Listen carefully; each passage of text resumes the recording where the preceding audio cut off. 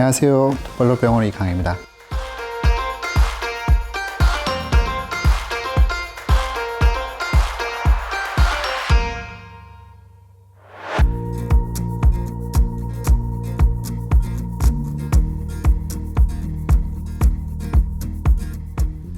소화골절의 특징 중에 하나가 이제 불안정 골절이라는 게 있죠. 이제 보통 어른뼈는 분필 같다고 부러뜨리면 뚝 하고 잘 부러지는데, 애들 뼈는 나뭇가지 같다고 비틀지 않은 이상 잘 그렇게 떨어지지가 않아요. 골막이 두꺼워서 그런데 뚝 하고 부러졌잖아요. 그럼 딱 부러져갖고 다시 딱 자기 자리 가면 잘 표시가 안 날 수가 있어요. 뭔가 움푹 올라오는 거 있지 않습니까? 그런 걸 갖고 진단을 하는데, 그때 엑스레이가에서 다 못 잡아내는 거를 그 피가 나온 걸 거꾸로 진단한다, 그런 얘기가 되겠습니다. 어머니들이 제일 또 궁금해하는 것 중에 하나가 골절이에요. 뼈가 부러졌는데 어긋난 게 전혀 없으면 그냥 금이다 얘기를 하고, 만약에 딱 부러져갖고 좀 어긋난 게 있으면 전이된 골절이다, 실금보다는 좀 심합니다, 그 얘기를 해요. 금이라고 하는 거는 골절의 한 부분인 거지 별개는 아닌 것 같아요. 그거 꼭 좀 보호자들한테 꼭 말해주고 싶습니다.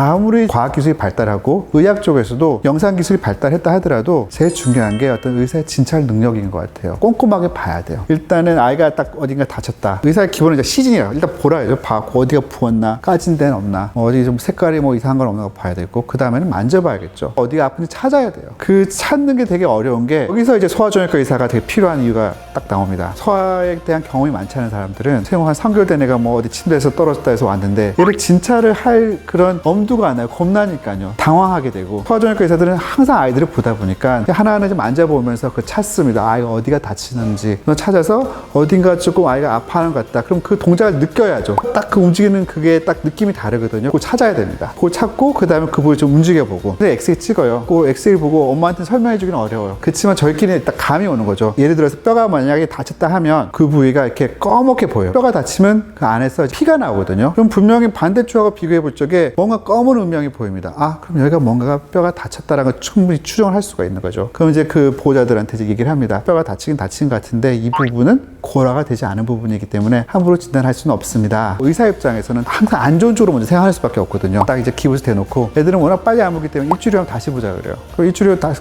보면 엑스레이 다시 찍어요. 그럼 그제서야 그 다쳤던 부분이 아물기 위해서, 그때 뼈짓 나오는 게 보이는 게 있거든요, 엑스레이에서. 이 뼈가 확실히 다쳤던 게 맞아요. 그렇지만 이제는 진찰해보니 아이가 별로 안 아파하고 좀 좋아졌으니까 지금은 또 어느 정도 회복이 됐기 때문에 이제는 괜찮습니다. 거꾸로 이렇게 진단해 줄 수가 있습니다. 그런 아이들이 골절이 있을 적에는 가장 기본이 되는 진찰할 수 있는 능력이 되게 중요하다, 그렇게 말씀드릴 수 있을 것 같습니다.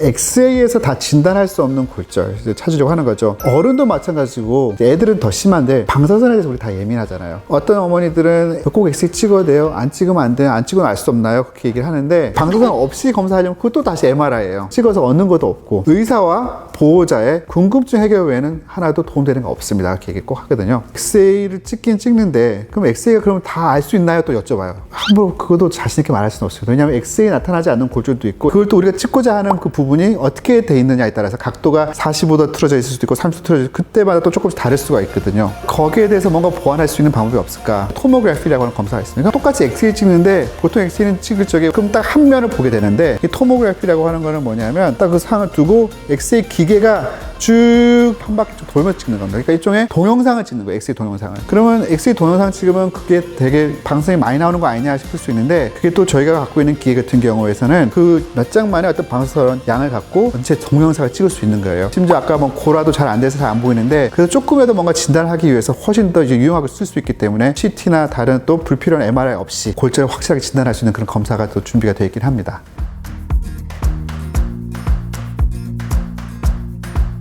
수술은 언제 하느냐? 원칙은 뭐냐면 어리면 어릴수록 수술할 가능성은 거의 없고요. 나이가 많으면 많을수록 수술해야 되는 확률이 좀 높아지긴 하는데, 골절이 성장판을 포함하고 어긋난 정도가 한 2, 3mm 이상 벌어졌을 경우에는 수술해야 됩니다. 그 성장판 손상의 후유증이 어떻게 될지 예측을 할 수가 없기 때문에 똑바로 맞춰 놓는 게 되게 중요하기 때문에, 성장판 손상이 동반된 그런 골절은 꼭 이제 수술을 좀 한다라고 생각하면 될 것 같고, 금 정도 간 게 아니라 부러지면서 좀 많이 어긋난 그런 형태의 골절에서는 꼭 수술한다, 꼭 강조를 하고 싶습니다.